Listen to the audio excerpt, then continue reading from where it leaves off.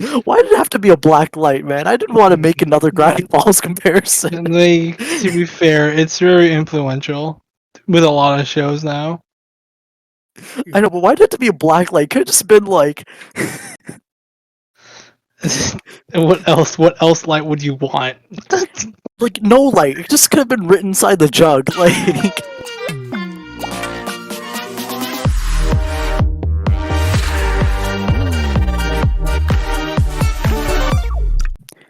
welcome, dirty peasants, to episode 28 of Wartwood Gazette, the Amphibia podcast.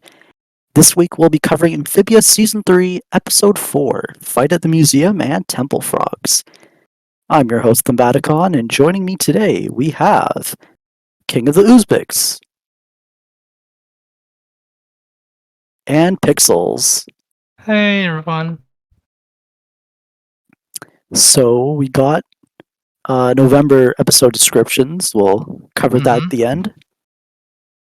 I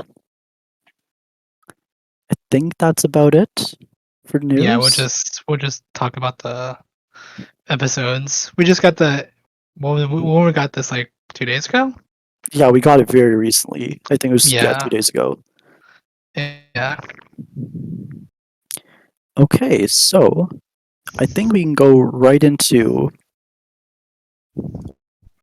this first segment, which was Fight at the Museum. Directed by Joe Johnson, written by Adam Colas, storyboards by Danny Ducker and Alicia Rocha. And yeah, I got all the credits down. Okay, so the episode starts off with either night or morning, like the early morning or late at night. Like sunrise. Okay, yeah, sunrise. Okay. So all the planners are asleep, but then Anne looks like she's been up all night trying to figure out a way back to Amphibia, going on forums and YouTube videos, YouTube tutorials. A YouTube tube. Yeah, like so there's Dongle, just Tube, UFO forums. So Anne's not getting any leads by the start of the day. The planners are downstairs, they're eating breakfast and watching some sort of like soap opera, and Anne comes in like all exhausted. Her original plan was to like scour like every single thrift store in like a 50-mile radius before Anne's mom, Mrs. Boonjoy, interrupts and then tells Anne that she needs to catch up on her schoolwork since she was like away for 5 months. And then her plan is to like send them to the museum to learn while she cleans up the house, which is covered in slime. So then it cuts to that Frobo that Andrea sent after the planners. In the credits, we found out its name is Cloakbot. Oh, that's what its name is? I didn't know that. So Cloakbot's like energy detecting radar thing was disabled after like the fight in New Normal, so it has to use like Earth's frequencies instead to try and find a lead on where Anne is. We get a transition to the museum where like the car pulls up to the museum. The planners kind of look around, like they get to tour the museum. Anne's still like focused on her laptop trying to like do research until they like by coincidence they bump into this jar that has like a frog that's bipedal and has the calamity box on it too. Mm-hmm. So this is like their first lead after like more than a week. And then when they're like all just like huddled around discussing it, they're interrupted by the curator, Dr. Jan, who like interrupts and kind of just like gives a little bit of her expertise on the jug. Yeah, and she's the first of the guest stars too. Yep, voiced by Anika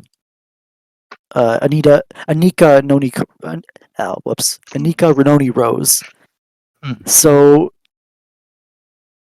they're all So Anne is very skeptical about trusting her Dr. Jan, much to like the planners' dismay because they don't know anything about her or what she wants to do.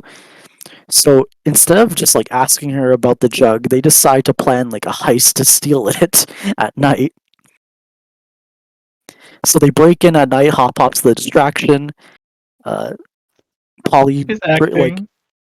yeah, that He's a cat cat. costume. Polly rushes into the vent and unlocks the door, and Sprig takes out the cameras, but not early enough to get seen by Cloakbot, who starts to head over there. Uh, Eventually, Hop Pop catches up to them. They they reach the that same room with the jug, which is like guarded Mm-hmm. by lasers, but then manages to avoid them all. But right when she grabs the jug, Cloakbot comes crashing down onto the exhibit. Uh, we get a quick fight, or we get a quick chase before it escalates to like a fight where uh, Hop Pop uses like and tricks Cloakbot into like getting its arm trapped, and then Hop Pop like cuts its hand off Oh with the guillotine. God, Yeah, but we get that man. iconic that He's iconic line. rich. So He's eventually, like rich. Frobot, not Frobot, Cloakbot is like unrelentless, Mm-hmm. and then eventually, like they challenge him and challenges it in the open to try and get that like they get that dinosaur fossil thing to crash. They cut that like that skeleton comes crashing down on Cloakbot, And but still manages to it's still operational. But then right when it has like Anne in its grasp, the security guards and Dr. Jan come in, and then Cloakbot goes back to its like original programming, which is like not to get seen by anyone else, and then it just rushes off. mm-hmm. So Dr. Jan realizes like a little bit what's going on, where we have like robots and alien frogs. So she kind of covers up their mess to the security guards before confronting Anne and the planners. So at this point, Anne pretty much comes clean to Dr. Jan, and then eventually, like, she takes him to her office where she helps. She basically like agrees to help them out as long as Anne like goes home and gets some sleep. So Anne kind of like learns her lesson about like I guess being too uh, reserved about like not getting allies on the quest or Right. not quest on this mission. And then the episode ends with like with the day starting again, and then Dr. Jan decides to put the jug under a black light, and then the Mm-hmm. episode ends with them discovering Well, no, uh because she had a black light lamp. She didn't yes, have like. she just decides like she's like, oh, what the heck, and then just tries it. And to her Mm-hmm. surprise, she finds out there's a code, and that was the end of Fight at the Museum. Yeah. So this was probably like my favorite segment from season 3 so Yeah. far.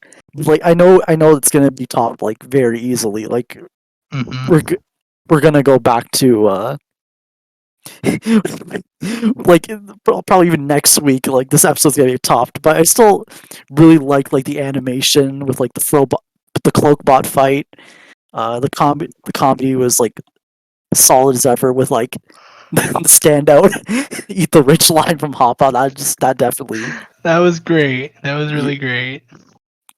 yeah. I really liked how uh we immediately see like Anne's like attempt at researching a way back is like starting to take a toll on her, and how we've seen like her trust issues like resurface, especially like after like everyone's betrayed her. Oh yeah. It's nothing right.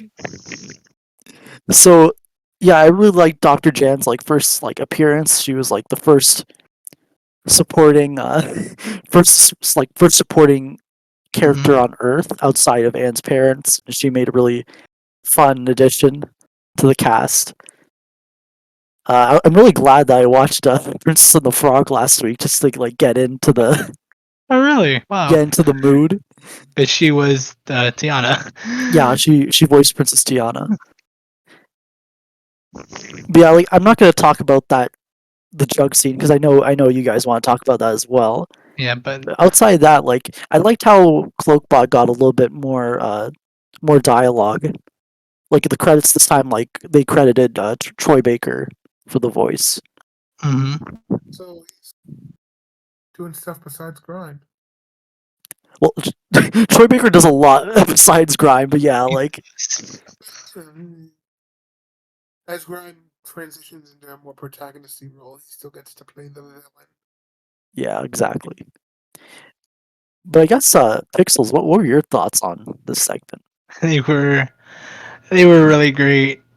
I think is the when Hop Hop said the flat Earth joke, was that this episode or the next episode? This episode. Oh yeah, I Oh, forgot. Like he Hop was Hop so bounce based in this episode. He was so Hop based. bounces out. It's like perfectly balanced I know. where he's like the revolutionary and then like the flat earther at the same time. Like, holy crap. Gosh, I keep thinking to myself, dude, that's like off script. But I think it's in script too. And Bill Farmer really did a great job with Hold it. just saying those lines in random. But these episodes, but Fight at the Museum was a really good episode. Especially we got to see one of the characters we saw in the season 3 opening. One of the main side characters that will help Anne along the way. The fights were pretty great too. The guillotine scene, of course, was top tier. No questions asked. Because come on, frogs. Yeah, but it just shows how much of a toll Anne had, how much of a toll was taken on Anne just help the planners get them home. Even in the first episode, she's been doing like lots of research, and probably we probably don't see it in the second and third, but she probably did more research too. All in all, it's a really great episode. And Nika did a great job voicing Dr. Jan because in The Princess and the Frog, her tone is a bit more, not, I wouldn't say serious, but mid. You know? Yeah, like in Leon, that is this movie. sorry. Oh Is no, this the go same ahead, Uzbeks. character than Dr. John? Uzbeks, Is your mic is kind of cutting out a bit. Yeah, move your mic up a bit. okay. But yeah, like Tiana, like that role was a lot more like no nonsense. So Uh like in huh. like she was like more about like her character was all about like working hard and like her lesson was like learn to like have a little bit of Yeah. fun at times. So yeah, like Mm, Dr. Jen is like kind of like the opposite. uplifting, Yeah, like uplifting, uplifting version of charismatic. yeah, exactly of Tiana. It's, man, I can't wait to see more of her. To be honest, I'm really liking Dr. Jan. It's like Miss Frizzle. She reminds me of Miss Frizzle in a way. I don't know why. From the Magic School Bus. Yeah, yeah, even the hairdo too reminds me of that. The Now that you bring it up. earrings, the outfit she wore, and like her sense of adventure too, just kind of screams Miss Frizzle to me, and I just love it. I can't wait to hear more of Dr. Jan in the coming episodes. Uzbeks, how's your mic now?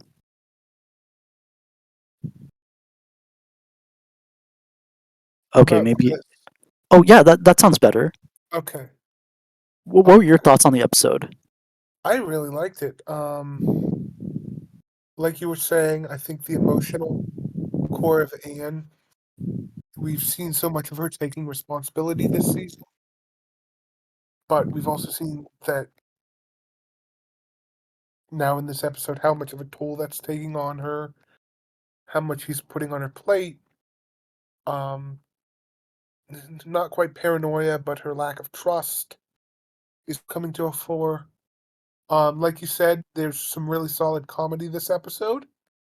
I really like the line, where Hop Hop says, "See, we can do wacky one-offs on Earth as well," which I think is a nice nod to the fact that some people may not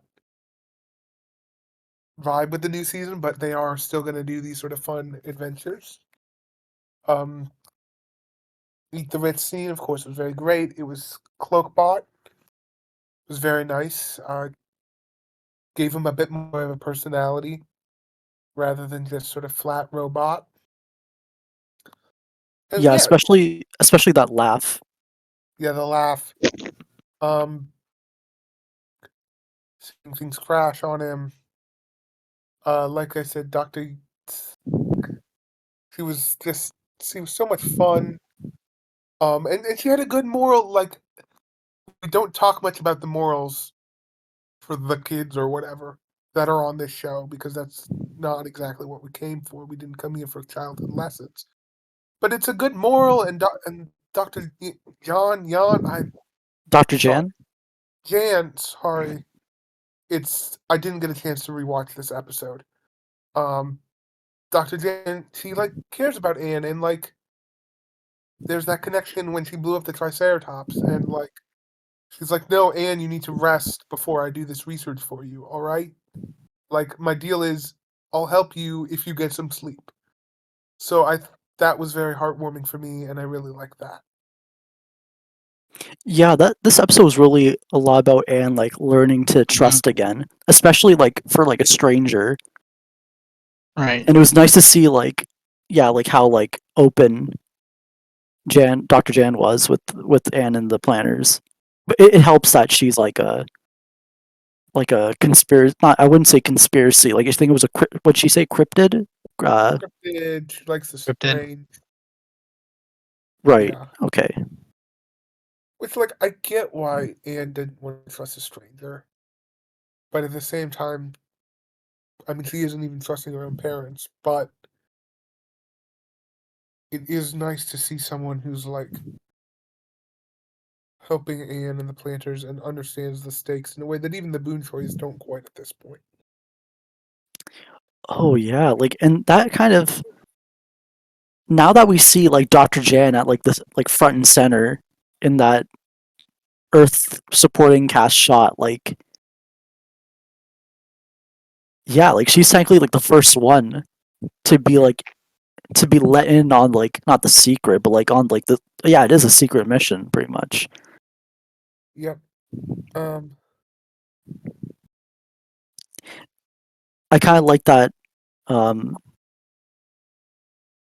that minor detail about Mrs. Boonchoy cleaning up the house, and then right when everyone's getting off, she puts on the sunglasses, and then that rock and roll music. Yeah, that rock and roll music kicks in. That reminds me of that episode where Anne talks about being the only child, and she does that same thing. I think it was Civil War.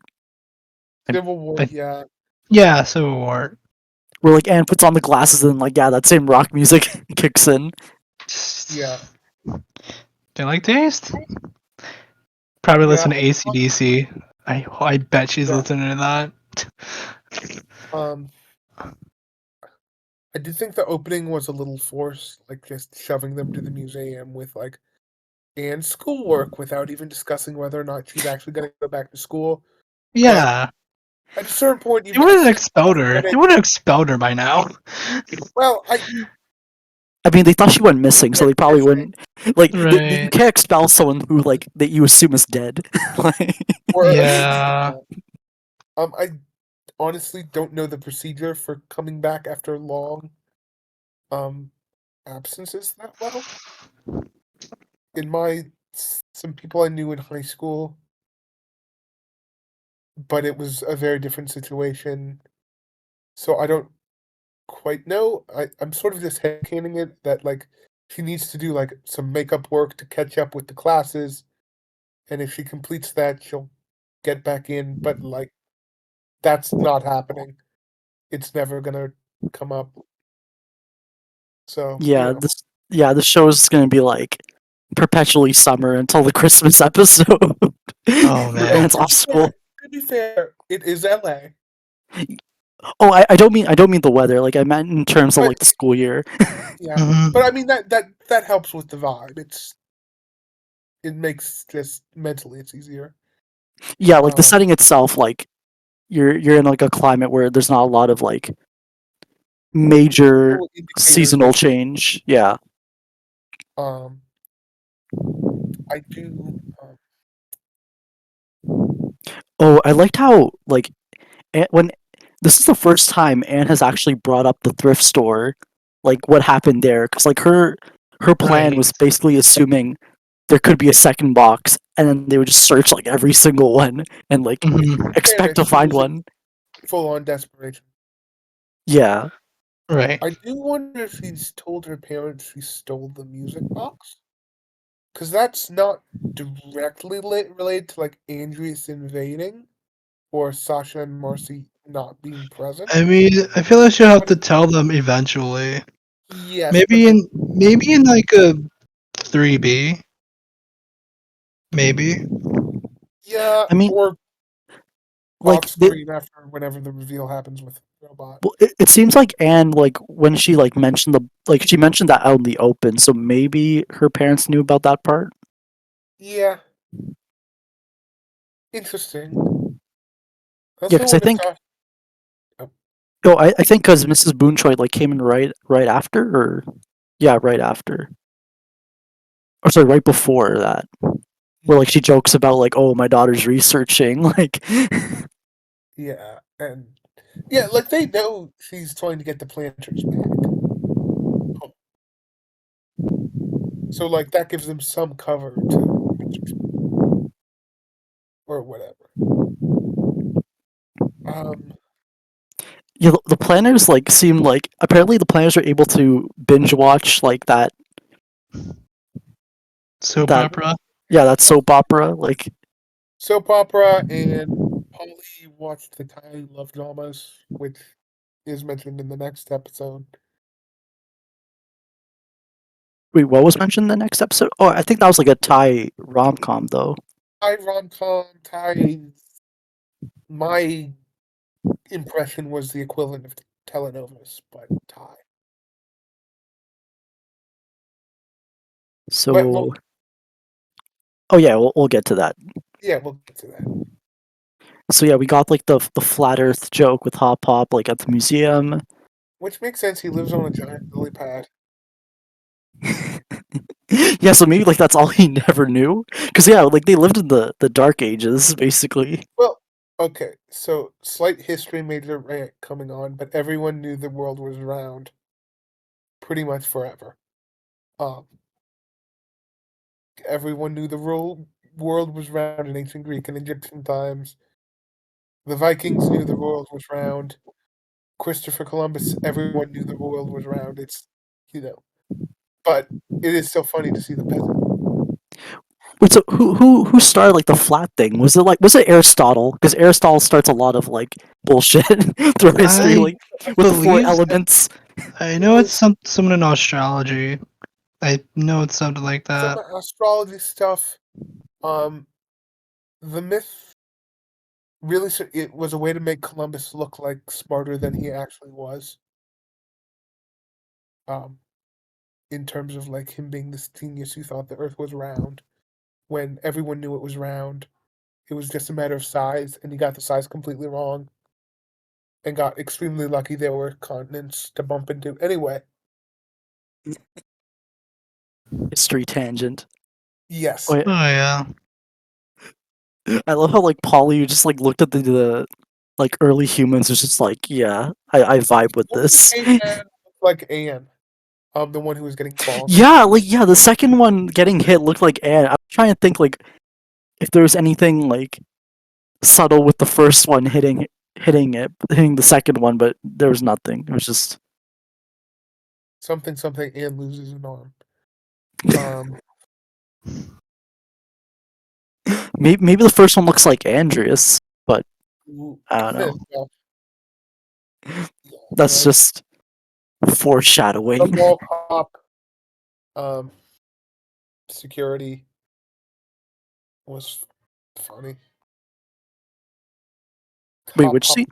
Oh, hop up with the cat costume.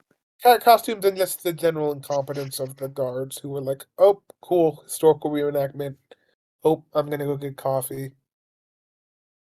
Oh yeah, and like the second girl was just like after that, like marvelous cat.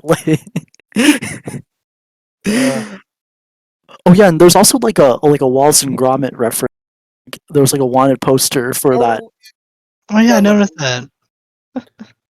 I didn't notice it either. I just saw like the reference. Like I haven't Yeah. watched that movie in like in a long time. Yeah, it's an old They all movie. hold up. They all hold up. All the shorts. I didn't get a chance to rewatch today because I had stuff to do. Yeah, But I no do wonder worries. if I were to trawl through the backgrounds of the museum, those were just packed. Bet there are plenty of references to uncover. Yeah, so we had Dr. Jan. We had the heist.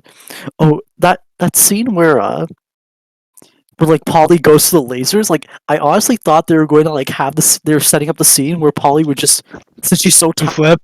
walk Oh. through them. Yeah. But then like she ended up like jumping at the very end. It's just funny how like there's like super dramatic music and then just Polly's arms are up at the side and she's just like waddling all the way to the Oh end. yeah. They got new wardrobes when they were up in the museum. Yeah, like Anne had her one of her concept art shirts. Mm-hmm. Uh, this was actually the first time Polly used her tongue for for like Oh for, yeah. for like moving around. Oh yeah. Or the way she flipped up with like she like stuck her tongue at the box, not box, the jug, and then like flinged herself up. That was sort of Yeah. our little Pollywog is growing up. So sad. Seeing But his little she still like goes on people's heads. Like she did that with Hop Pop earlier in the episode. So it's still there's still tradition. Yep. Oh yeah, especially that scene where like she's like sleeping with Domino. That was cute too. Yeah. Just laying back on each other. And where was Sprig? Like was he like on like a hammock again, or was it just like a beanbag? I think it was a. Was it a beanbag? Because I know I don't. Hop Pop was on the bed. Polly was with sleeping with Domino. I think it was a hammock. It just looks like a ball or something. We don't see the whole picture. Probably if we look at the background art for Anne's room, maybe we could figure it out. Mm. I was trying to get the name of that. Oh yeah, like the whatever they were watching that soap opera on, it showed like the next video will play, and then like the text at the bottom was "You have no choice." Ah. Streaming. Streaming's a beautiful thing. Yep. And then, should we talk about? I think we can talk about the jug now. Like, I think what we should do is talk about the vase in and of Is it a itself. jug or a vase? It's a think vase. It's a bit big to be a jug, but it does have a handle which vases don't normally have. yeah, It that's has the what. shape of a vase. That's what I'm saying. I'm gonna call it a vase because calling it a jug. I've Mhm. never heard the phrase ancient jug. The ancient chug Um, jug. yeah, so we should talk about it except for the hidden message with the Right. black line. Mhm. So Vikings, that fits the 1,000-year thing from Andrus. Yes. And then we have Pink, like Pink dog exiting the with the portal. box. Floating, which may imply calamity powers or bad targeting. Or it could just be like artistic interpretation. Artistic relation. Jan said it was like a god, which may just be artistic interpretation, although certainly seeing someone glowing and flying may alter the. Yeah, and I imagine like if Amphibia ever decide to like recreate the scene, it would immediately like it would immediately follow up with like the pink frog just like dropping into the water. Oh yeah. Yeah, and I did like presuming that she stole it to stop Andrew. She's like, "Oh, I'm gonna take it away, and never again will it be used for bloodshed and conquest." And then she meets some Vikings with it. Yeah, so like, and I'm surprised that they actually released this clip. Like,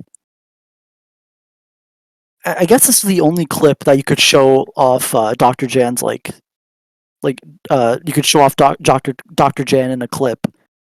It just happened to be in a very like very Lori part of the episode that we got all this like this image alone kind of like sets up a lot of the timeline between like the fall of like Andrews's utopia and like what happened immediately after. Yeah. And then uh it kind of I can't talk about the secret message yet. We'll discuss that at That's the next end. episode. Not That's carry next on, but episode. although at the end of this, was she looking on the inside or the outside? Oh, let me pull it up. It looks like she's looking at the outside. Okay, because I was a little. I didn't take note of that because at the end of Temple Frog, she's looking at the outside. Oh, actually, the way she's pointing the flashlight looks like it's going into the jug. Yeah. Oh no, it's the outside. It's the outside. Okay, It shows the so back, yeah. just making sure it's the same message. That's good. So, Yeah, and uh I guess do you think this message was like always there, or it seemed like maybe the pink frog she like wrote it onto the jug or onto the vase? Okay, I'll just call it jug. the jug of destiny. A jug of frogs. At least it's not a jar. Frog jug. We'll come up with a witty pun at some point. I think she was probably there when it was made, and put it there. I do find it. Maybe she left a bunch of clues. Somehow ended up in L.A. Yeah, and this is the second time like this is technically not the first like amphibia related artifact that has been found in LA, with the first one being the box. Right. So it seems like maybe all this could like be The sourced from one source. It could all come from one source or one person. Like it's all Chamber. connected. Yeah.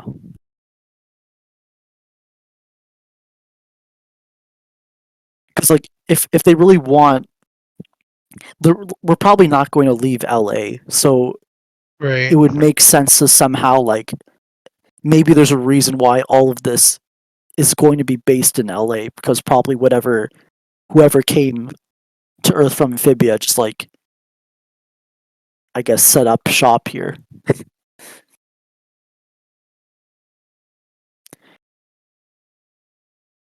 And then yeah, the Frobot fight was like really fun. Like it seems that I shouldn't say Frobot, Cloakbot. It's a force of habit. It seems that he's like fully repaired from New Normal, with the exception of the radar, which I think in New Normal like they emphasize that getting destroyed, like the radar thing getting destroyed by Anne. Right. So it seems like he couldn't repair that, but he was able to like his like arm and like part of his like torso, he was able to like fully heal. Yeah. I mean, he. So we kind of know that he's able to like fix himself real quickly. There are some because when Anne Hadouken the Cloakbot in the freezer, it kind of like mess up his radar a bit. But he does have other methods of finding Anne, like social media, like with the photos, or I think it was the next episode with the phone call with so he could record voices too, which is pretty cool to be honest. Yeah, and then we got to see more. Well, we'll see more of his abilities in the next episode, but in this episode, we got to see his drill hand. I think that was the first time we saw that. Drill Yep. hand, laser Axe eye hand. to the Yep. laser. The blue lasers, because I think last time it was red. Oh, this time was red too. Really? It was from his eyes rather than his arm. Ah, He's clearly durable. He Not gonna clearly was lie. annoyed. Oh, go ahead. Not gonna lie, Frobo got the short end of the stick. All he got was laser eyes and super strength. Well, no, Frobo also had the missile launchers and the axe and yeah. Oh, did he? Oh yeah, he had the axe hand. You're right. He just didn't have the drones. That was what, or the ability to fly. Because I think it's different. Because I think there's like a lot of different type of Frobos. variations. Yeah, Yeah. our Frobo was more of a versatile helper. Well, Yeah. that we know of. Of course, the show could always just Turn him just- evil. yeah, they could just throw a new ability out whatever time they want. That was the Yeah. beauty of these Frobo models. But from what we've seen so far, Cloakbot is specifically only hunting and fully weaponized, while Frobo still had a weapon system, but then he was seemed to be more he had other uses as well, especially his own toaster built in. But yeah, I just really love that shot where Cloakbot he revs up, they show the frame of his arm turning into the drill revving up, and then the action frame. It was very I don't know, it was just cool to see. Yeah. And then they don't for some reason they didn't want to show his hand off. They show the shadow of him freaking Because out. well, it's not like blood. It was like circuits getting loose. So it is a bit weird that we didn't see that. It's still a little graphic, and got to keep the foreshadowing nice and subtle for when Anne loses an arm. Yeah, just maybe they deliberately wanted the silhouette, the shadow effect with Frobo screaming, but even in True Colors we had Frobo was we saw Frobo get smashed by Andrea, so I was just surprised Yeah. that guy got he got punched apart. But at least here just could have been a clean cut with some wires, I guess. But yeah, I guess this shot is a lot more I'll quickly post it in the chat where Frobot's freaking out and it's a blue light. It's, I guess it sell it off as more graphic if they. Yeah. Yeah. Let me mute. Sorry. And I guess overall character wise, I like that brief moment where Anne is sleeping throughout Anne drifts off at different parts of the episode. I liked how the planners were concerned about her, I think early on when she passes out for the first time, whatever. That was a nice touch. And they try to go in for her rescue. Just for Cloakbot just immediately grabs the mace and just chucks it back at them. Which it was helpful that Sprig was wearing the armor so he could take the blow without getting splattered. Yeah. Yeah, I do think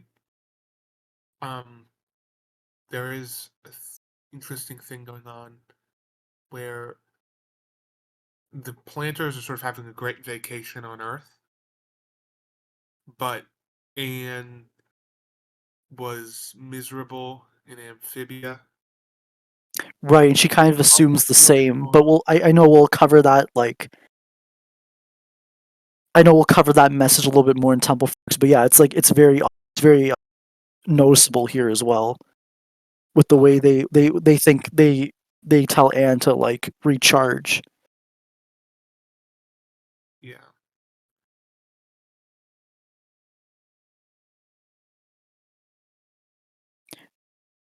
So I think we. Oh, you're gonna say something, Uzbeks? This is something I just thought of on the fly, so this probably won't make much sense. But to a certain extent, Anne sort of died to research, do all this work herself, solve everything herself, seal things. That feels somewhat like a reaction to what happened in Amphibia, where she left it in the hands of Andreas and Marcy, and that turned out very poorly. So now she feels the need to Be more hands on. It's because of the guilt. It's because of the guilt be and what she responsible, saw. be responsible for that. I mentioned last week that she seemed sort of miserable in a Thai feud, having to like tell Sprig off and stuff, and that came really here. She's taken on a lot of responsibility. In part, I think. Right.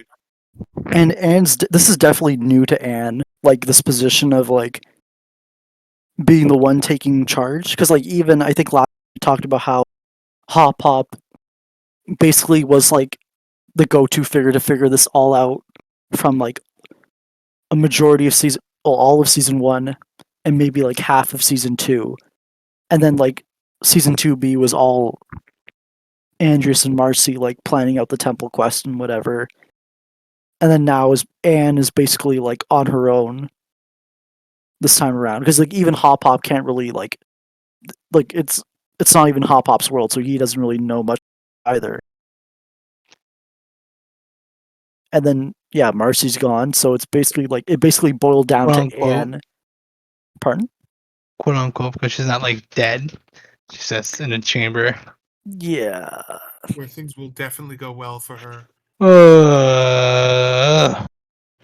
That's that. When the time comes, the time will come, and we will talk about that episode when it comes. 'Cause I am not ready for it. Yeah, I kind of just it's just kind of weird thing about how like both in I think both in True Colors and this segment, it's just the kind of like Amphibia just showed up to Anne and Marcy. Well, at least like Marcy was just reading about stuff, and then like all of a sudden like the box just appeared to her, and then like Anne is trying to research it, and she's getting no leads, and then just like Leads. by chance, by fate or destiny, like Amphibia just like appears to Anne at like the moment she least expects it. Coincidence? I think not. Oh, what'd you In a say, world. Uzbeks? I wonder if Marcy ever met Dr. Jan. She seems like the type to hang out at the museum. Yeah, when I first saw Dr. J, it kind of she kind of seems like she reminds me of Marcy, but like she's not a toxic friend. Yeah, she feels like where Marcy hopefully ends up, just in terms of personality, The but healthy without ending. having to get stabbed to go through character development. But she does feel very much like this is a viable end game for Marcy. Yeah, that makes sense. Definitely a good advice, So yeah, I would like to see them interact. Yeah, especially like that ending, like Dr. Jan like telling that story about her like being super eager, then hitting a stick of dynamite. Like, yeah, that seems very like on brand for Marcy. Yeah. And yeah, like Lemur said in the chat, like all the twists are coincidences, and yeah, like of course, like at the end of the day, all this happens to help like move the story along. Yeah. It's just like the nature of the show. I mean, there's a reason why that Marcy found the box first. And then in True Colors, we kind of know why. And I guess Right. like it all ties back into like the prophecy or whatever. Like this is all like Mhm. fate in a way.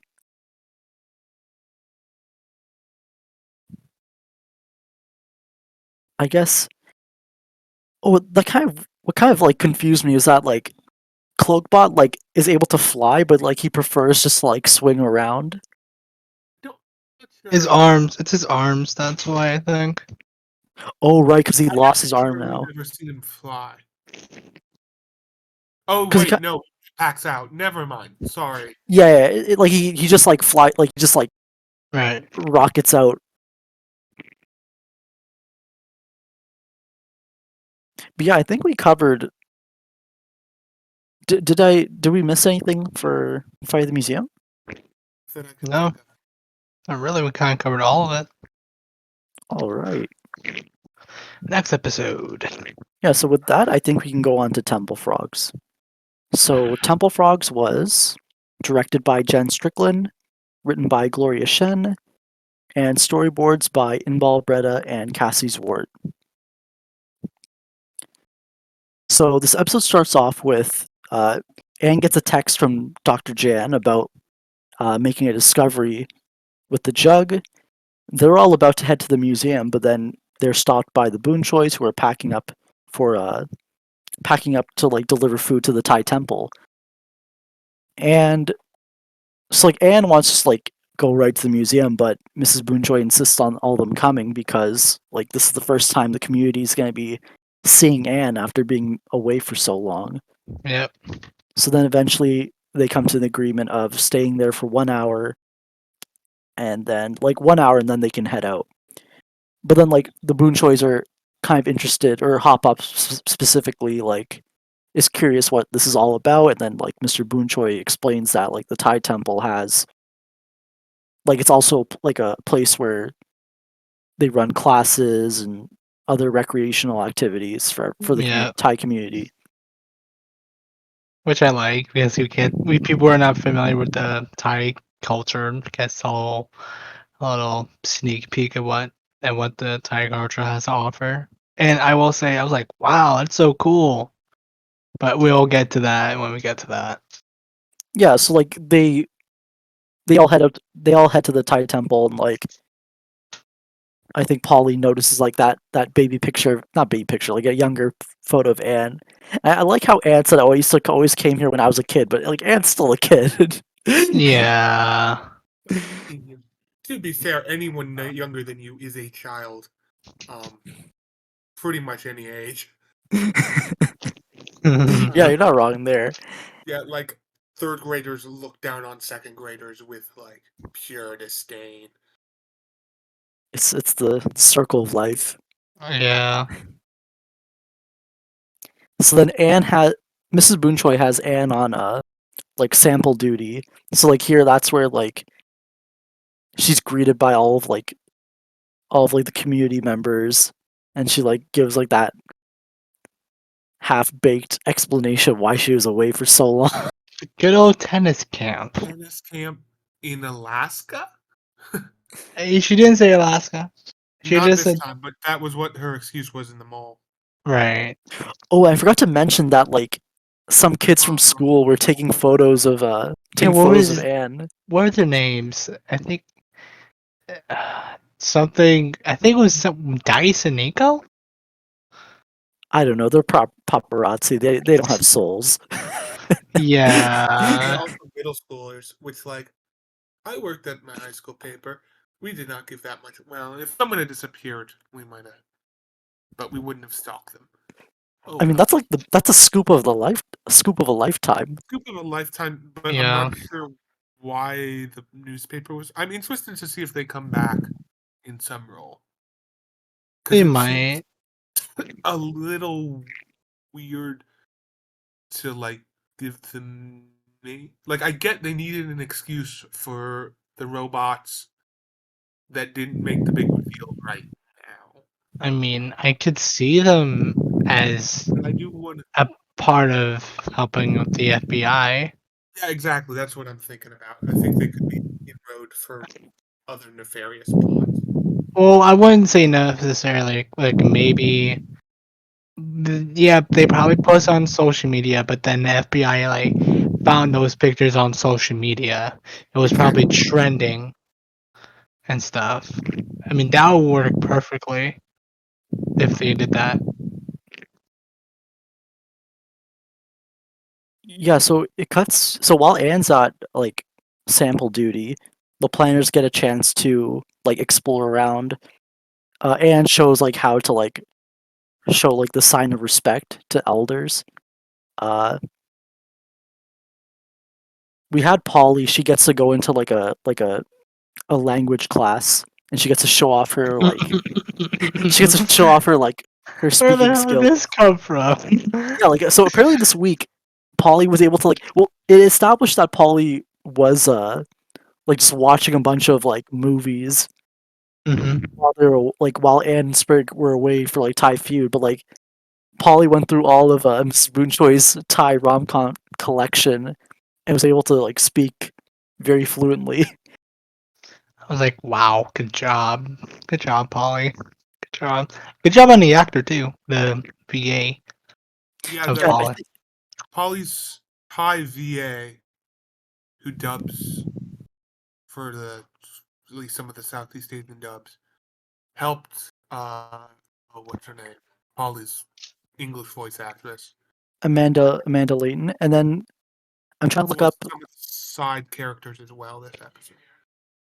I'm probably butchering this name. It's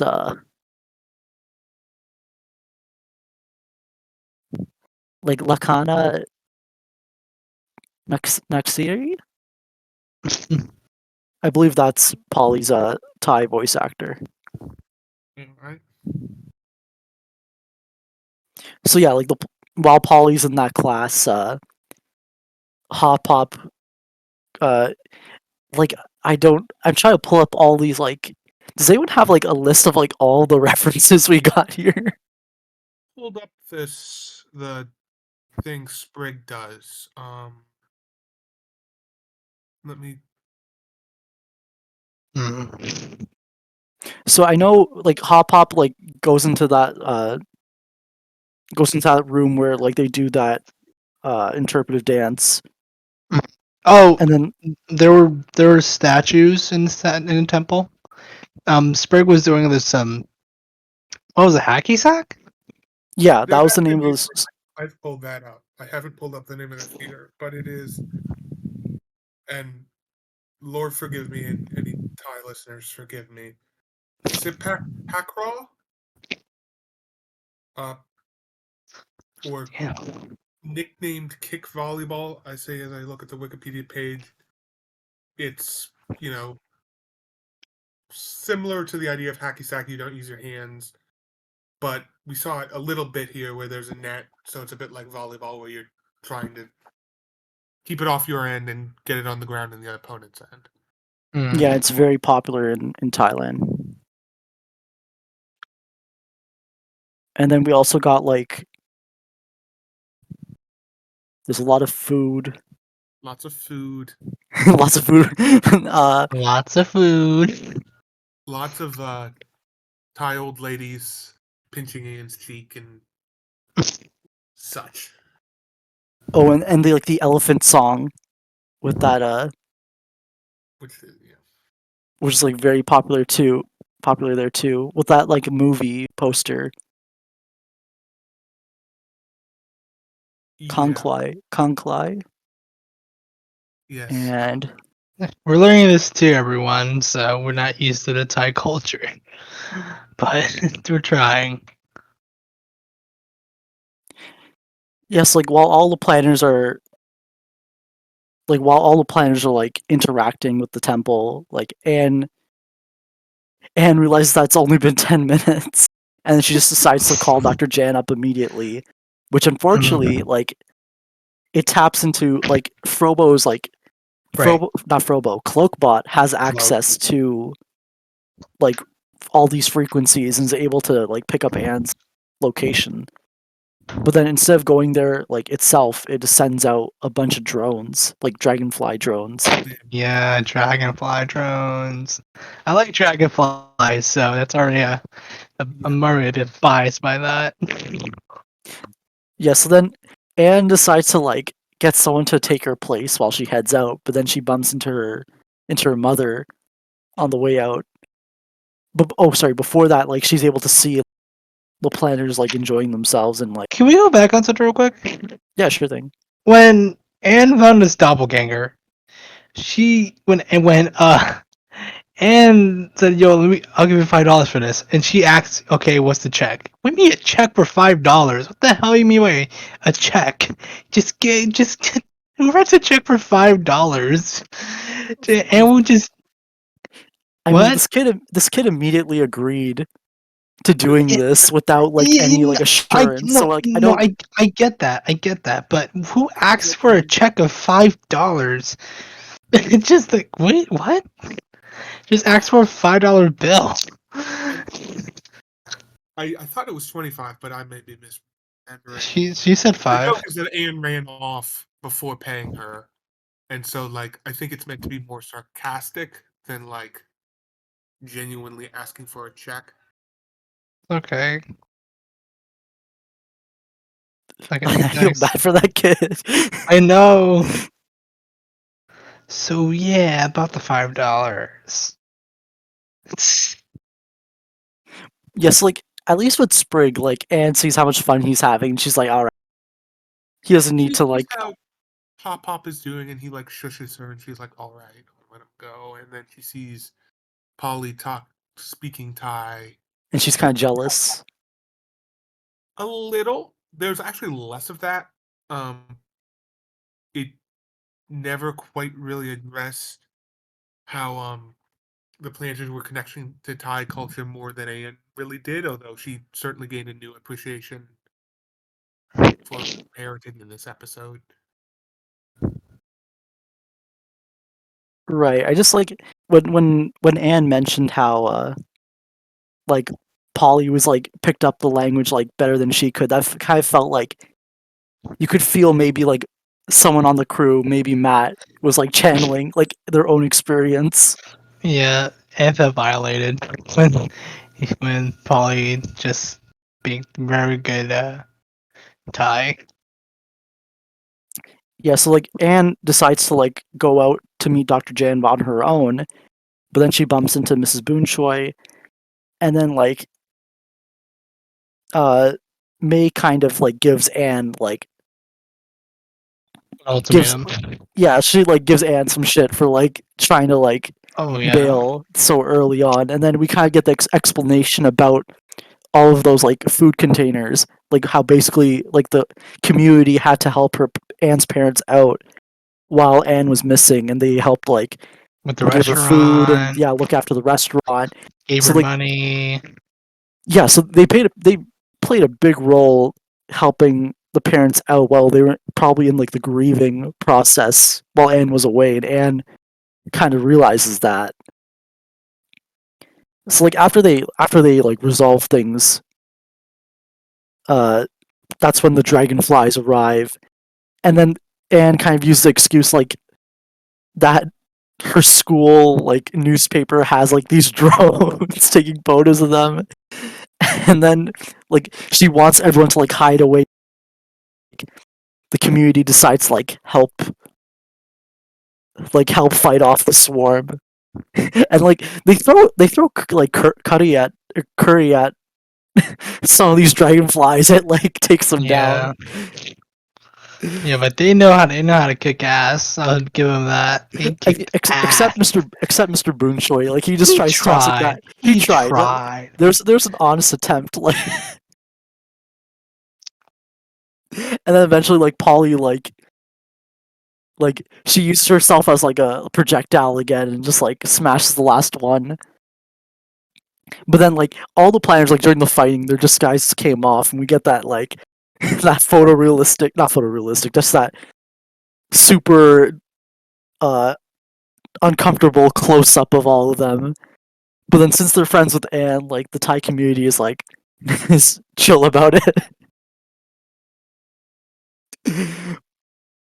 Which okay, and then so then they're cleaning up the mess, and then like Anne pretty much still has to cover up the fact that like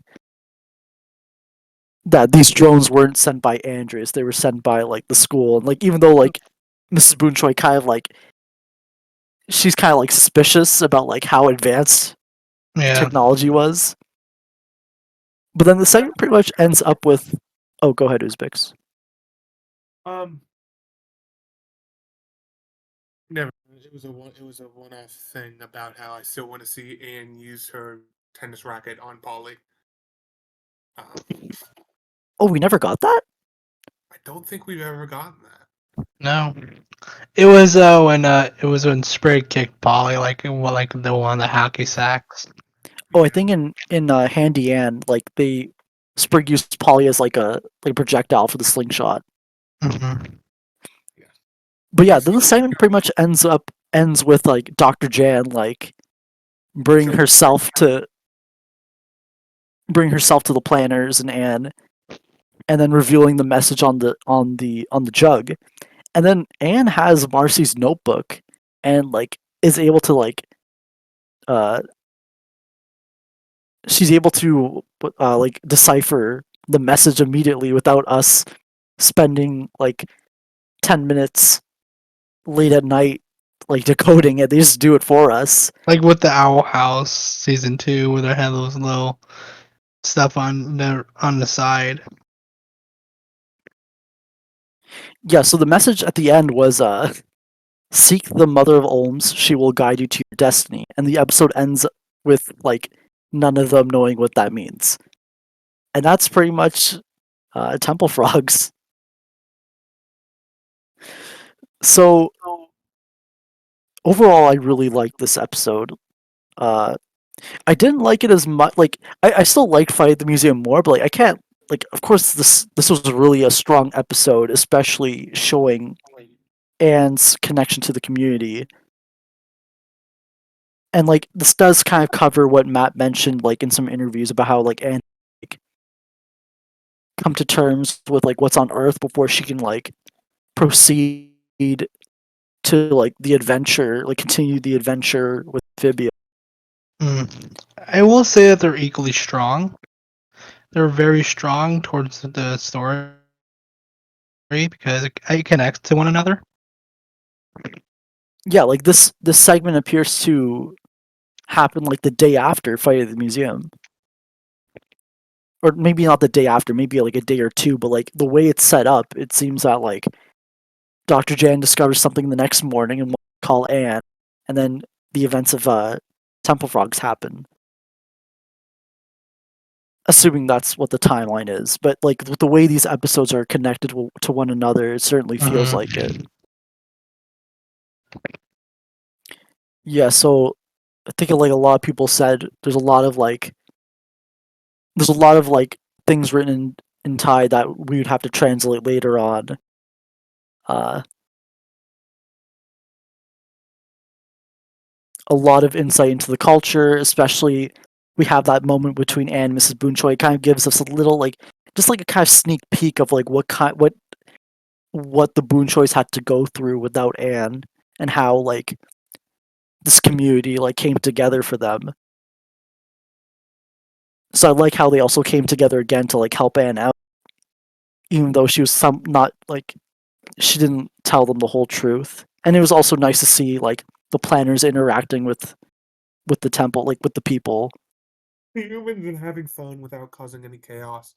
I think there were a few moments of cheese, like the whole community coming together and everyone fighting everyone off with dragonflies and everything coming in like the hacky sack coming back. I felt that was a little Cheesy, yeah. army, and some of the stuff about Anne, like, oh, what my parents like is actually pretty cool, is a little narmy, and I think that makes Night at the Museum a little stronger for me.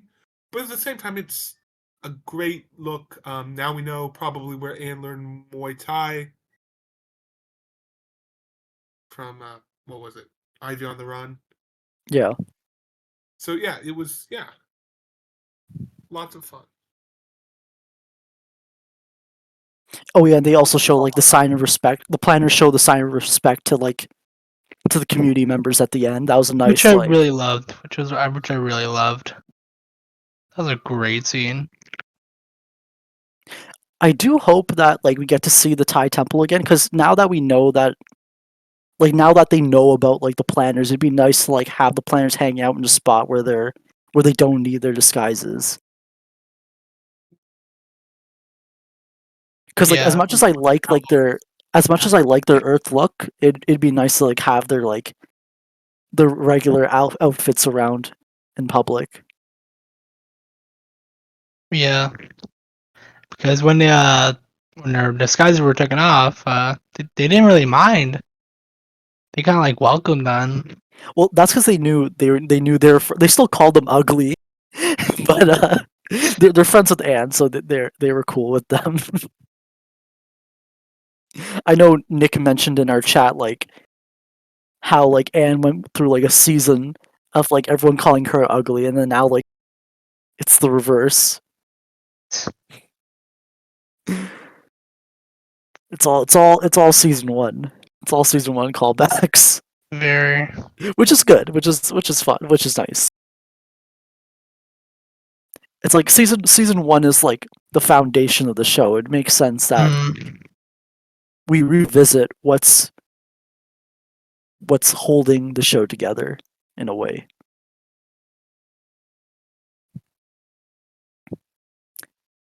But is there anything else we should cover from the segment before we talk about the prophecy? No. So I kind of want to talk about the privacy. I was about to talk about that anyway, Oh. like the message. I just want to like I like the dragonflies. I'm surprised they're going to eventually show like Cloakbot is eventually going to have his new upgrades like Very, yeah. that we saw in the trailer where he gets like the construction parts.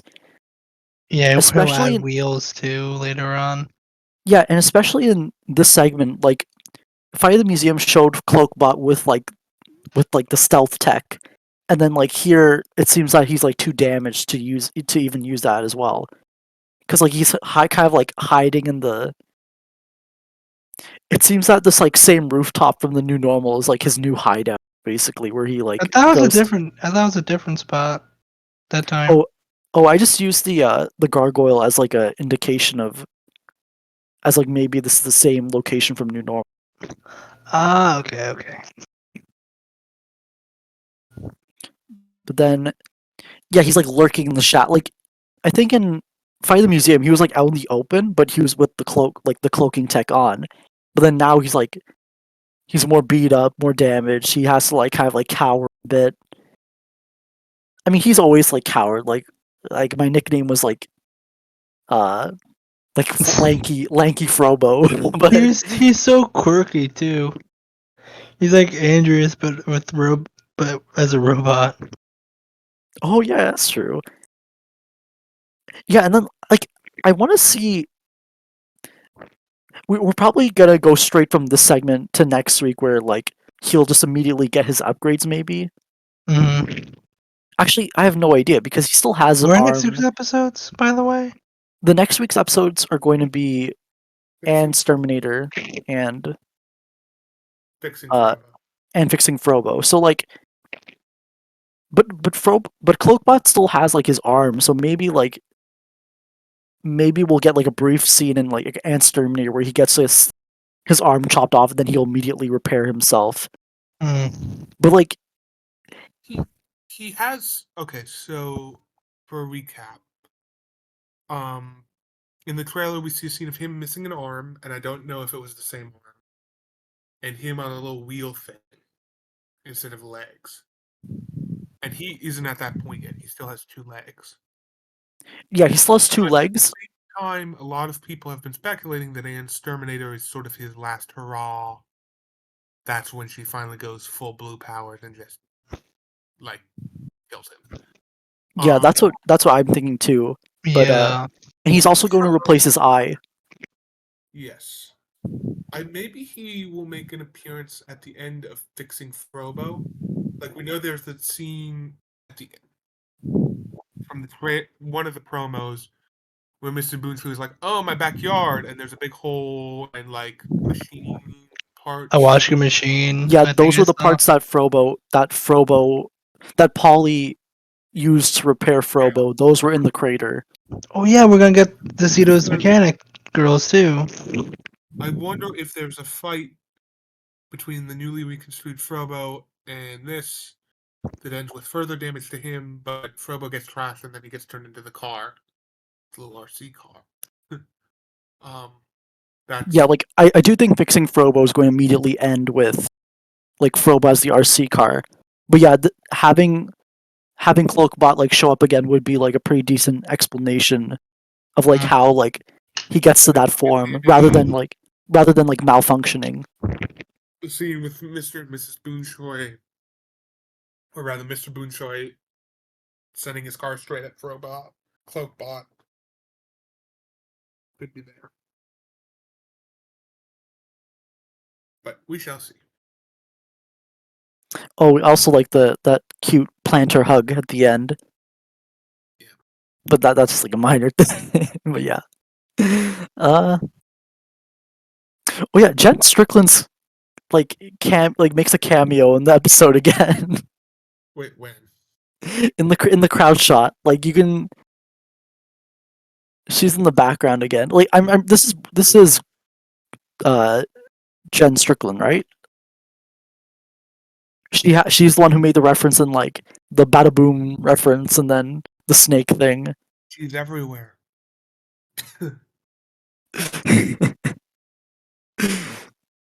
Watch her say like imagine she says I grow tulips. Like she has the trousers. I don't know why. I just thought that'd be clever. I was like, oh, she has trousers and Chuck has trousers. You know, it's all connected, man.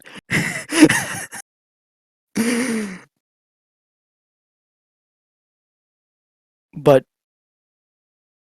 yeah, I think I've covered everything other than the prophecy, not prophecy, the secret message. Yes. So I guess we can go into that now. Like Mother of Olms. So we've seen a lot of like all the temples have a lot of like Olm imagery. What's Olm? I never It's heard like of it's a that type before. of I don't want to say it's a type of salamander. I think. Hold on, I'm just gonna do a quick wiki search. Yep. Oh, they are a type of salamander. They're blind. Okay. Exclusively cave dwelling. Mm. And they only like newts can come out of land and live in water, but olms are exclusively like aquatic animals. Okay, they eat, sleep, and breed underwater. Okay. And the only instance we've actually seen Olms and Amphibia was with like the double-headed one in Quarreler's Pass. But aside from that, it's only been imagery. That and the okay, and Lemur's bringing up they live as long as the giant salamander, which was Andreas.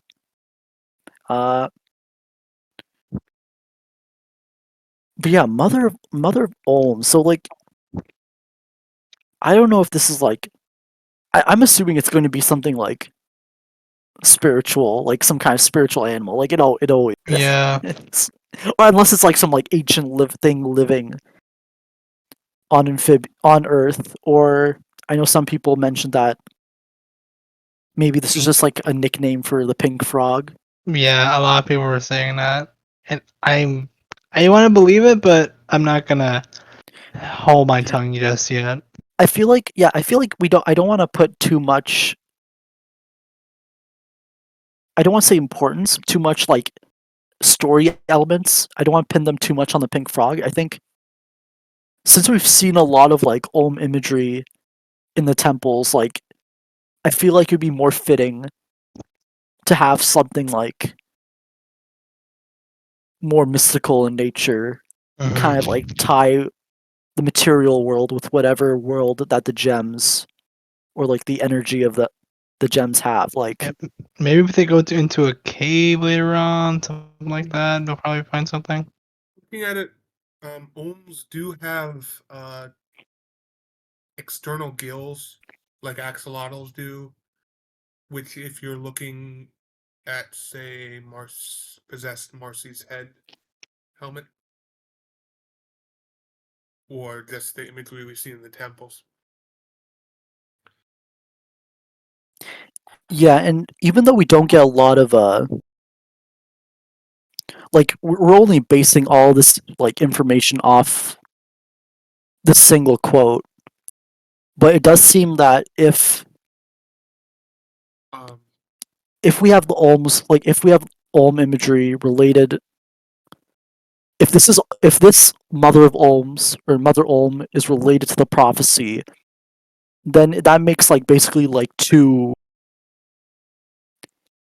Like we've always known that the night is associated with the gem somehow, since there's a prophecy, and now we're finding out lore about Mother Olm, which we still don't know what it is, but like maybe that's a parallel or an opposite to maybe the night.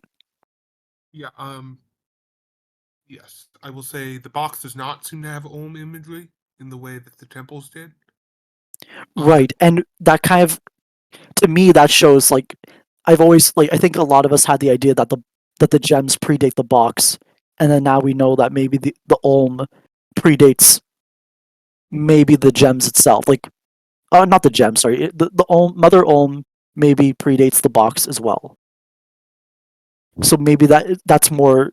Maybe it factors into like the creation of the box itself. Or no, not the box. Sorry, maybe just like this. This Mother Olm could have like be responsible for the source of the gems. Mm-hmm. I will say that if the main thing about Olms is that they're blind and don't have eyes, that is a very clear contrast with the knight Who has many eyes? Yes. possessed Marcy, who are very much have a lot of eyes. I see what you mean. Yeah, you're done for tonight, Pixels. You're done. Say goodnight. Mhm. I guess we've milked that line. I guess we could go on to the next one. It's she will guide you to your destiny. Okay, so this is interesting because it says each tree will guide you to your destiny, which of course we already have that prophecy. I don't think this is like another line of the prophecy, but it suggests whoever wrote it, most likely Pink Frog, knows of the prophecy. True. Yeah, because I feel like if the jug was made by humans, and then it's written in Amphibia language, which is probably has to be Pink Frog. So that would have to imply that Pink Frog does know about the prophecy. If he's talking about destiny.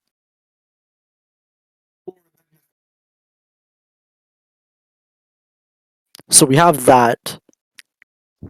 And then there's sort of the implication that Pink Frog knows that whoever is prophesied to defeat the knight would eventually find the jug. Mm. Which is just probably just like standard like destiny, follow the clues. Yeah. It's like Gravity Falls. Yeah, with the I didn't want to bring it up, but yeah, with the black light, but yeah. Why did it have to be a black light, man? I didn't want to make another Gravity Falls comparison. Like, to be fair, it's very influential with a lot of shows now. I know, but why did it have to be a black light? Could have just been like What else light would you want? like no light. It just could have been written inside the jug, like Like inside the actual jug, or just like on the bottom of the jug. Like we've seen the tech that Andrews has. Like if she was really worried about like anyone being able to decipher those ruins, like not ruins, decipher the language, like I'm sure like the robots have some sort of like UV scanner that would detect the message as well, because that's all. Yeah.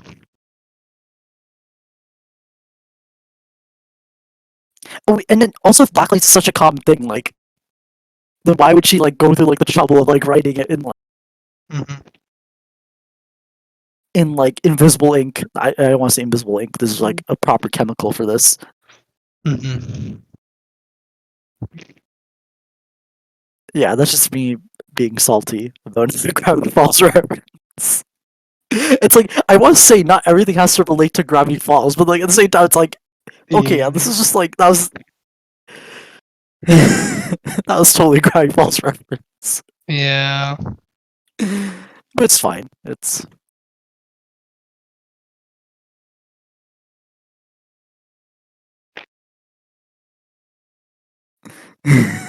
I know. Well, I will say we'll probably get more information with like the jug and the clues. Maybe we'll even get more clues of like more artifacts. Maybe because if they're trying to do a connection, almost, we'll see what happens. But I do like the start of this investigation. Yep. It's really great. Like when I heard the the low clue, I was like mother of Ohms, and we saw the symbol. We saw a person who was like levitating almost with the box. I mean, we all know who it is. Yep. So yes, like yeah, like saying Mother of Olms feels like a wholly like a totally separate character.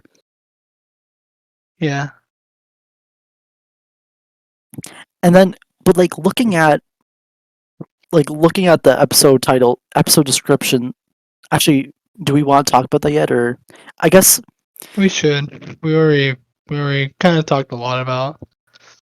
I just it'd be hilarious if like the Anne and the planners go through like all this trouble, and then like they go into some like ancient cave, and then just when they think they're gonna find like the Mother of Olms, turns out to be Valeriana again, back one last time to like someone had explain everything. yeah, like Which a which humanoid version of her. which I wouldn't mind, because like Yeah, Valeriana has always been like this like she showed up once every season, but it feels like every time she's appeared at the correct moment to help bizarre, out Anne. bizarre. Yeah, like Second Bizarre Bazaar was temple. basically her like seeing Anne, like meeting Anne for the first time and seeing that Anne wasn't really ready to learn more, and then like Second Temple, Anne sees like how far she's come, and then Valeriana like just helps her around the quest, but then maybe the final appearance would be fitting for Valeriana to like explain like what's really going on. So like I wouldn't mind that. But yeah, like it'd be interesting to see have some kind of other force as an opposite to the knight. I mean, Mm-mm. I could see it as like the girls being like the champion selected by Mother Ol to like face off against the knight.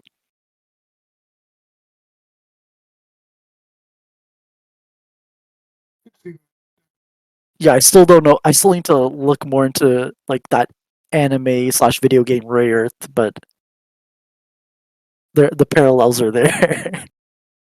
Right. There's a lot of connections to be made in this show, so we'll probably get more connections. Probably all the way following all the way back to season 1. See, the advantage, kids, of not watching anime is that Yeah. you get to witness all these like references happen for the first time without knowing. We don't watch One Piece. Why'd you use crochet at One Piece of all things, Pixels? Just had to. It's coming with their 1000th episode, and someone told me, "Yo, you gotta binge watch that One Piece." Like, no, flat out no. Are you insane? I mean, you could binge watch Sesame Street. I could. I mean, that has more episodes, but like, Yes, it does.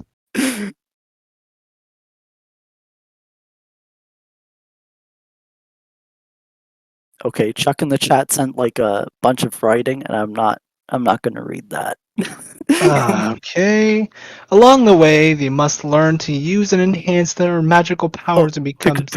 You didn't have to read it, but Oh, I guess okay, fine. We should give context to like the viewers. Okay, like along the way, they must learn to use and enhance their magical powers and become skilled with their weapons in order to defend against the many monsters that roam the collapsing Sephiro. But they also make many friends and allies along a bunch of characters. Okay, I guess this is important. The bold swordsman, Pharaoh, some princess's long lost brother, a dancer, a beast summoner, head guard of the princess. A lot of them are being manipulated by Zagato, I'm guessing the villain. But the Magic Knights were able to help them see who the real villain was. And in order to reach their true full potential, Knights had to find the legendary rune gods, animal spirits that could change into powerful robots in battle. Okay, this is Power Rangers. Okay, the ending of the God. first series has quite a wicked twist when it's discovered that Princess and Zagato are. Yeah, I thought this would give me insight. It's up to some, but I thought this would give me more insight, but it doesn't. I know there's like some other details that would help, but oh god, there's more. No. stop sending more. Stop sending more, no, Chuck. my apologies to anyone listening because this makes no sense to you. So it's like So Power. It's like, basically, there was an anime that the crew took references from, where it involved three girls with magic powers going to the land to defeat this like secret evil, and then there's a plot twist. Like, cool. So, should we Great. talk about the next episodes having been thoroughly derailed? I wouldn't call this derailed, but yes, we can talk about the synopsis. the synopsis. Synopsis. Descriptions. I just say descriptions because I don't know the plural of synopsis. Synopsi. So we have.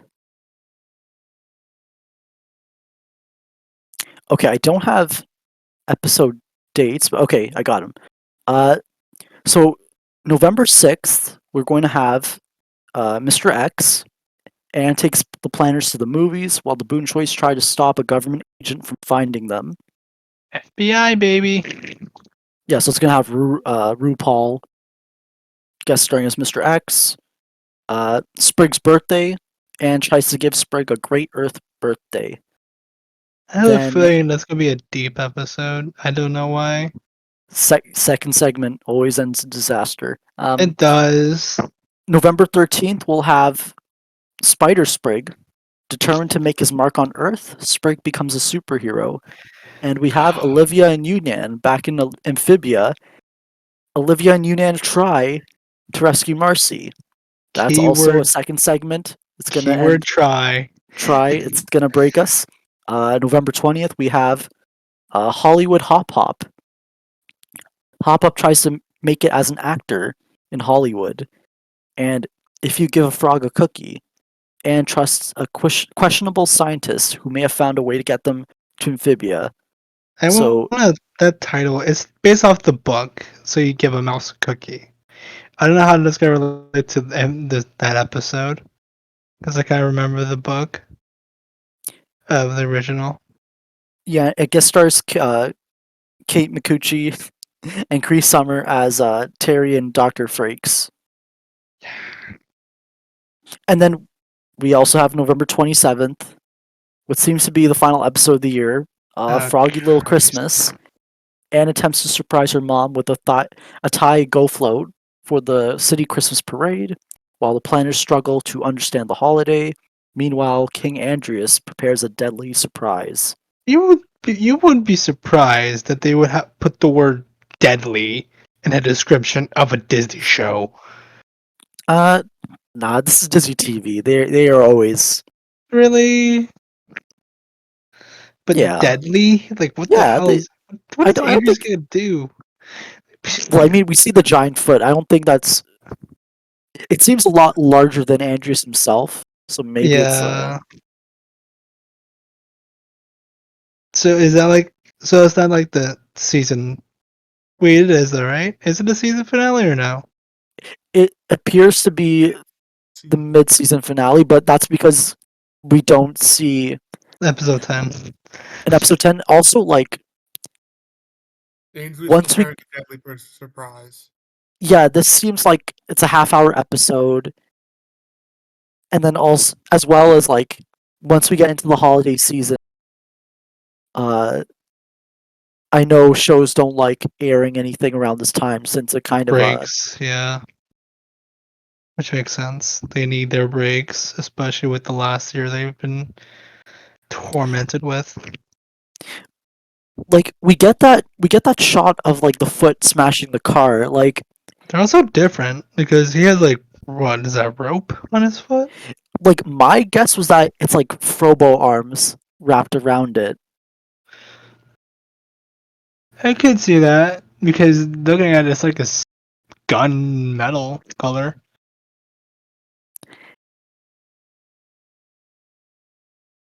But like unless like Andreas yeah, like I always thought they were like Frobo arms and maybe like a bunch of Frobos take over like some giant Santa statue or whatever and just like use that as like a puppet to attack the Anne and the planners, but Santa robot. planter robot? Santa robot. A Santa robot. Oh, Santa robot. Yeah, that's what I was thinking. Because what better way to have a holiday episode than have like a murder robot Santa? There was the word deadly in there, so hell. Yeah, so we have. I mean, this doesn't really. These segments don't. I think if you give a frog a cookie was probably the most like surprising description. Yeah. Maybe like with Froggy Little Christmas, there's like some like personally, I had some debate on whether or not this would be like a whether it would go the same route as the Shut-In, where it's a little bit more like of an evergreen like holiday episode where like you could replay it at any time, but Froggy Little Christmas seems to be going the route where it's like it's a very important episode since Andrews is involved. And I think like when we saw that first shot of the foot smashing the car, like it kind of seems like it's going to be like a bigger scale. And it seems like it's not a bunch of smaller stories. It's going to be like one. It's going to be one like single story with maybe like a B plot. Right. So your standard 22, like not I shouldn't say standard, but it's going to be a 22-minute episode where one plot. But yeah, if you give Frog a cookie, like that was like where all the speculation was at. But now we find out like it's going to be involving. It seems like the only episode after Fight at the Museum where we get some kind of follow up on maybe that message that we saw at the end of Temple Frogs, because like Mr. X is like antics. It's probably gonna be something with Anne the planners, and then something with the Boon Choi parents, and then the plot's gonna bring them together. I was pleasantly surprised to see that Mr. and Mrs. Boonchoy are going to be actively playing a role protecting their daughter and her new friends.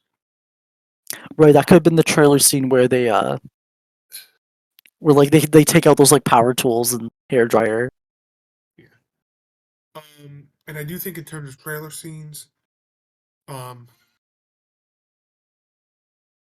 far as those go, my guess is that the Dr. Frakes is working with Mr. X, and that's where the trailer scene is. Like he goes back somewhere, and then Mr. X / RuPaul turns on the flashlight, and then that's where we get that trailer shot from. Oh, With the I blonde. was I'm I thinking was Dr. Frakes is the blonde, and Terry is the blue hair. oh, so you think the FBI agents make another like appearance later on?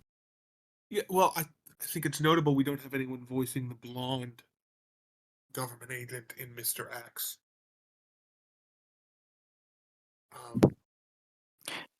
Because like yeah, at first I thought both of those scenes would be from the same episode, but then like now that we got this like description, like my guess is maybe that was just like clever editing. Yeah. Because like if you give a frog a cookie, like it mentions Anne trusts like a questionable scientist. Yes. So then maybe like the Kate McCucci character is like an ally for Anne, and then like Dr. Frakes would be like the enemy of the episode. That is my current thought. Olivia and Yunnan, do or do not. There is no try. I'm pretty sure they're gonna go with not.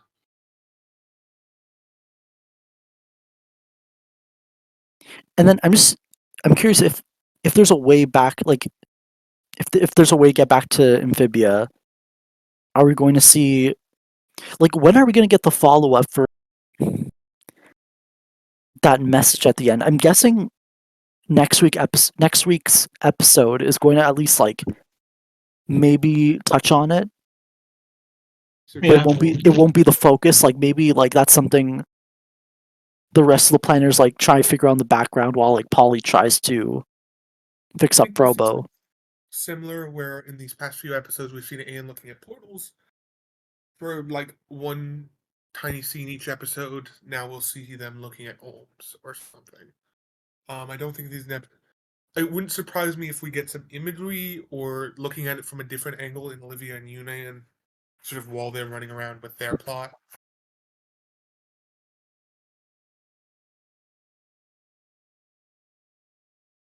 But I feel like Olivia and Yunnan, that'll probably be more focused on the night. But yeah, maybe we'll get that same Olm imagery while They we're were at it. just trying that synopsis because People say I will kill the mother of Holmes or something. because we did in the trailer we did see a white flash. Yeah, That could be the box, I right? don't know. I think that might just be a light turning on. Well, who knows? Where are we like 2 weeks away from that episode? 2-3 weeks? 2 weeks. We're far from that. What am I saying that? Closer to 3 weeks. We're a little. Yeah, 3-4 no. weeks. I would say. No, wait. So next week is. Yeah, we're 3 weeks away. Probo, Okay. 2 weeks. I'm glad they're Mr. getting X. episodes. Yeah. Yeah, we're 3 weeks away. Mm-hmm.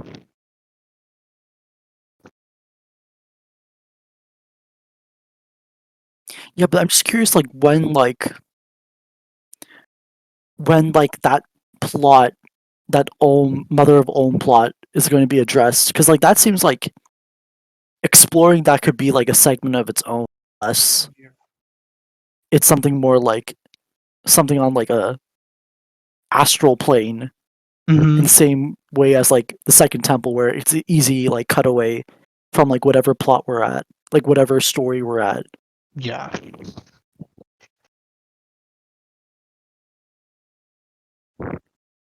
Hmm.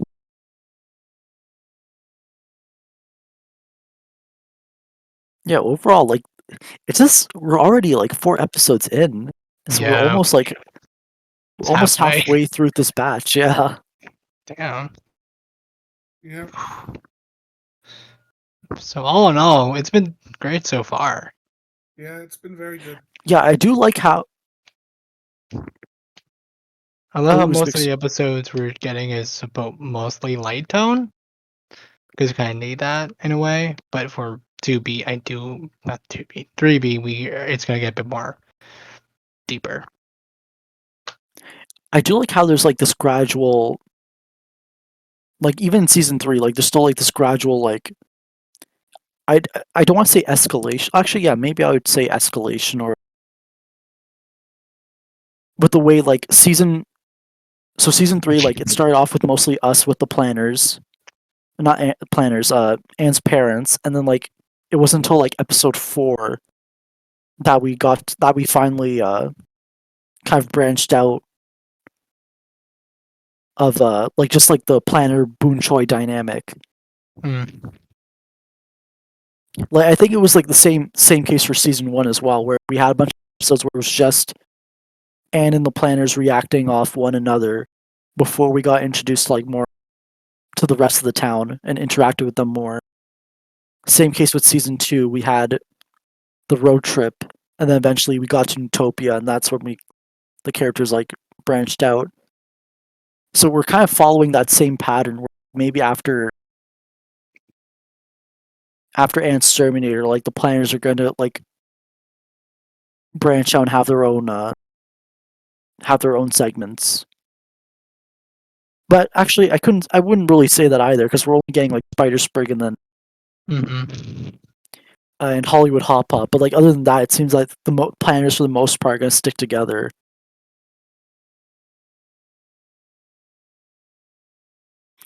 But yeah, like after this week, I wouldn't even say after this week. Like this week was the start of basically not back to back.